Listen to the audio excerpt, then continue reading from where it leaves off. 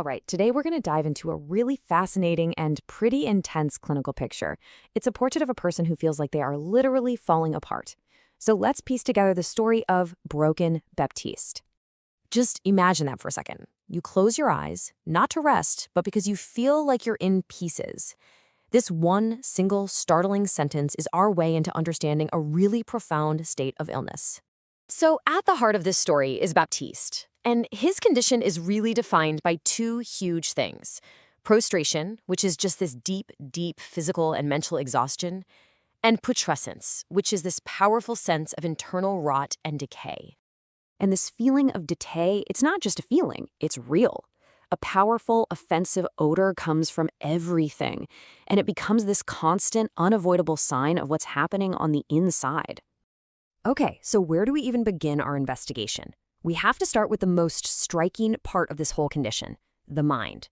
This is where that feeling of being broken really takes root. The mental state is one of just profound weakness and confusion. We're talking about a kind of delirious stupor, so heavy that the person can literally fall asleep right in the middle of answering a question. There's this wild, wandering feeling and even some bizarre delusions, like thinking their own arms and legs are having a conversation with each other. And this right here, this captures the most famous, the most defining symptom of this whole state. It's not just some vague feeling of being sick. It's a very distinct physical illusion of being scattered in pieces, and it comes with this frantic, restless urge to put yourself back together. And to add to all that mental torment, there's this constant physical discomfort. It doesn't matter how soft the mattress is, the bed feels unbearably hard, like lying on a plank of wood. And of course, that feeling just fuels the restlessness, making it impossible to find any comfort at all. So next, let's look at the physical signs that really complete this picture. That internal state of decay, it shows up in very specific, observable ways. And we'll start with the face and the throat. The face tells its own story. It's often described as besotted, like someone who's had way too much to drink. It's hot with this dark, dusky red flush. The eyes are bleary, and the eyelids are so heavy they can barely stay open. It's the face of someone completely overcome by toxicity. And then you get these strange sensory illusions. On top of the real offensive odors, the patient might smell things that aren't even there, like the very specific, peculiar smell of burnt feathers. It's a small detail, but it paints such a vivid picture of a deeply disturbed system.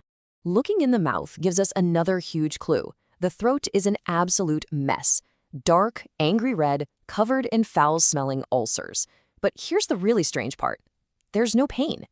This contradiction, this severe decay without the pain you'd expect, is a hallmark symptom. This specific trouble with swallowing is a key diagnostic point. In the state we're talking about, Baptisia, the person can only handle liquids. They'll gag on solid food. And what's so interesting is that it's the direct opposite of another remedy, Ignatia, where the patient can often swallow solids but gags on liquids. A really useful distinction. Okay, let's gather the final pieces of evidence from the rest of the body. We've seen the scattered mind, the decaying face and throat. Now the final clues from the abdomen and the muscles are going to complete our portrait and finally solve this clinical mystery.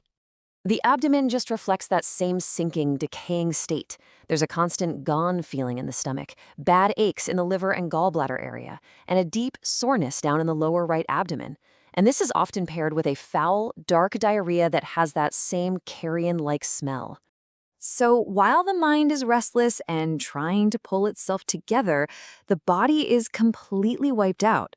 Every muscle, every part of the body feels bruised and beaten. The person is physically just too lifeless to move, even if their mind wants to. So we've put all the clues together. The scattered mind, the besotted face, the painless but putrid throat, the sinking abdomen, and the bruised, lifeless body. So what is the single identity behind this entire specific state of collapse? This whole unique picture, this state of a person literally falling apart, points directly to one powerful homeopathic remedy, Baptisia Tinctoria. So Baptisia Tinctoria is a remedy made from the wild indigo plant. And in homeopathy, it's the absolute key for treating these severe acute states that look a lot like typhoid fever. States that have that classic trio of stupor, confusion, and those foul discharges we've been exploring. Now that we've solved the mystery of Baptiste, let's just quickly summarize the essential clues. These are the keynotes that, once you learn them, will let you recognize this state in an instant. Let's lock in these 6 unforgettable signs. First, the scattered illusion, the body feeling like it's in pieces. Second, the besotted face with its drunken, dusky look. Third, the painless, sore throat. Fourth, the liquid-only swallow. Fifth, that unmistakable hard bed sensation. And finally, number 6, the overall typhoid state of just profound exhaustion and stupor. But to put it even more simply, this is the clinical triad you need to burn into your memory: a dusky face, foul breath, and a patient trying to find their own scattered limbs. If you see those 3 things together, you are almost certainly looking at a Baptisia state. So we've pieced Baptiste back together, symptom by symptom, and it reveals a complete, unforgettable clinical picture. The story is vivid and strange for a reason. The only question left is this: now that you've met him, will you recognize this state when you see it in the real world?